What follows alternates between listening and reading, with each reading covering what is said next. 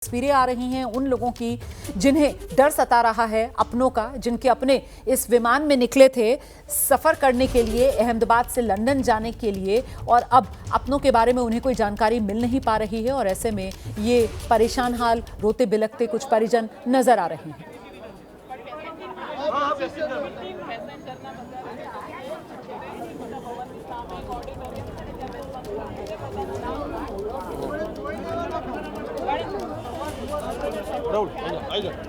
अहमदाबाद से लंदन जाने वाली एयर इंडिया फ्लाइट अहमदाबाद के मेघानी नगर इलाके में क्रैश होने की घटना के चलते इस वक्त हम मौजूद है जहां पर ये प्लेन का कुछ हिस्सा था वो टकराया। यहां पर सीधे जो माहौल है वो यहाँ पर आप देख सकते हैं, कुछ जो डॉक्टर थे वो यहाँ पर अपना खाना खा रहे थे मेस में। उस वक्त ये दुर्घटना के चलते पूरा जो डॉक्टरों को भी यहाँ पर इंजरी हुई है, इसके साथ में यहाँ पर स्थानिक लोग हैं उन लोगों को भी काफ़ी इंजरी पहुँची है। दूर आप ये जो नज़ारा देख सकते हैं वो एयर इंडिया का मलबा जो है उसकी ये परिस्थिति हुई है। पूरा जो सामान है वो यहाँ पर तहस नहस हो चुका है और अब तक गवर्नमेंट की ओर से वो पुष्टि नहीं की गई है कि कितने लोगों की इसमें मृत्यु हो चुकी है, लेकिन सिविल हॉस्पिटल के सूत्रों की माने तो यहाँ पर बड़ा जो आंकड़ा है वो सामने आ सकता है जब यहाँ पर जो पूरी दुर्घटना हुई उसमें जो लोग हैं वो इंजर्ड हुए हैं। कैमरामैन कमलेश पटेल के साथ कुशांक सोनी, एबीपी न्यूज़, अहमदाबाद। तो ये डॉक्टर्स हॉस्टल और डॉक्टर्स हॉस्टल का भी वो डाइनिंग एरिया मेस जहां पर बैठकर डॉक्टर्स खाना खा रहे थे, जब विमान का एक हिस्सा जो है वो डॉक्टर के हॉस्टल की इस बिल्डिंग से आकर टकराया, जिसके बाद ये इमारत भी मलबे में तब्दील हो गई। वहीं से हमारे सहयोगी कुशांक की आप ये रिपोर्ट देख रहे थे। अच्छा, हमारे साथ लगातार खास मेहमानों का पैनल मौजूद है। हमारे साथ स्टूडियो में इस वक्त aviation expert captain Girish Sharma भी मौजूद हैं। जरा कैप्टन गिरीश शर्मा से समझते हैं, सर आप भी ये तस्वीरें देख पा रहे होंगे, इतना अनुभव है आपका, आपको क्या लग रहा है क्या हुआ होगा? ये सीधे सीधे इंजन फेलियर का मामला नजर आ रहा है शुरुआती नजर में? इंजन फेलियर का मामला हो सकता है, लेकिन उससे पहले कुछ चीज़ें ऐसी भी हैं कि क्या जहाज़ के टेक ऑफ करने से पहले रनवे का इंस्पेक्शन किया गया था या नहीं किया गया था, और उसके बाद रिपोर्ट मिली थी, क्या रिपोर्ट मिली थी, सारी चीज़ें जो है एटीसी के अंदर की अपनी रिकॉर्डिंग अलग मिलती हैं। वो उनकी रिकॉर्डिंग में क्या आया, जहाज़ टेक ऑफ हुआ है, 600 फीट तक चढ़ा है, 170 नॉट से ऊपर तक की स्पीड उसने ली है, और उसके बाद जो सडनली उसका इंजन बंद हुआ है। या साफ तो नजर आ रहा है कि इंजन बंद हुआ है, इसी वजह से वो विमान जो है वो कोई डोल वोल नहीं रहा है, बल्कि सीधे ऐसा लग रहा है जैसे ग्रेविटेशनल पुल हो रहा है और नीचे की तरफ आ रहा है। हाँ बिल्कुल जी। या फिर उसके अंदर बर्ड हिट हुआ है या कुछ हुआ है, जिसके कारण जो है, जिसको आप एक और टर्म एविएशन में हम लोग यूज करते हैं, फॉरेन ऑब्जेक्ट डैमेज।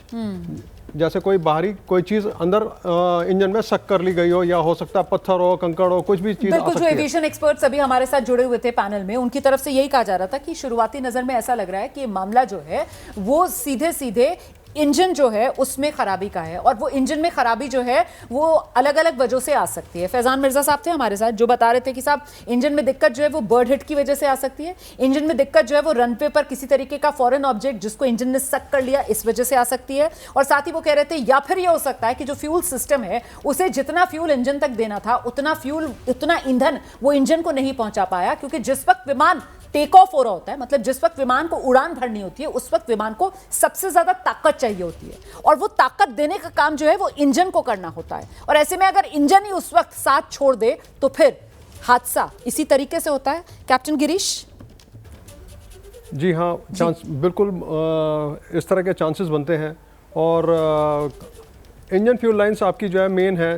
अगर आपका जैसे इंजन आइडल पे चल रहा है तो उस वक्त मोस्टली जो आइडल के हिसाब से फ्यूल फ्लो चाहिए वो फ्यूल चल रहा होगा। जिस तरह आपको इंजन आपको टेक ऑफ पे चाहिए मैक्सिमम थ्रस्ट के साथ, आपका जो है वो उसी साइड चलेगा। थ्रस्ट आपके नोजल्स जो है उसके मैक्सिमम नोजल्स खोलेंगे और उसके हिसाब से फ्यूल देंगे।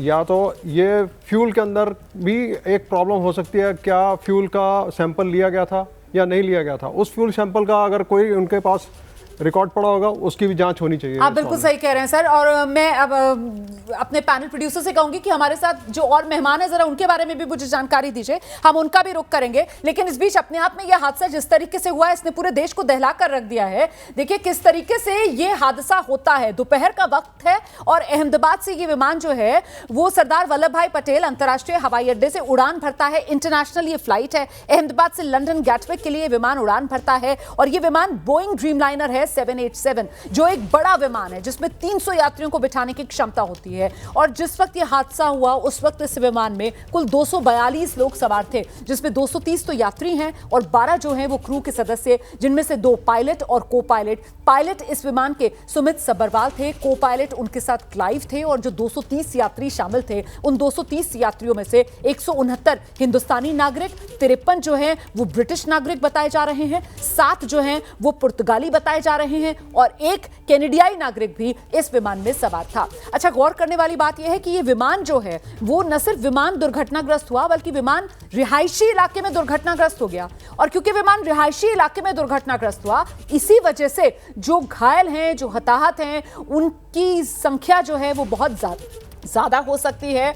और उनको लेकर जो आशंका है, इसीलिए बताया जा रहा है कि ये जो हादसा है वो इतना भीषण रहा होगा।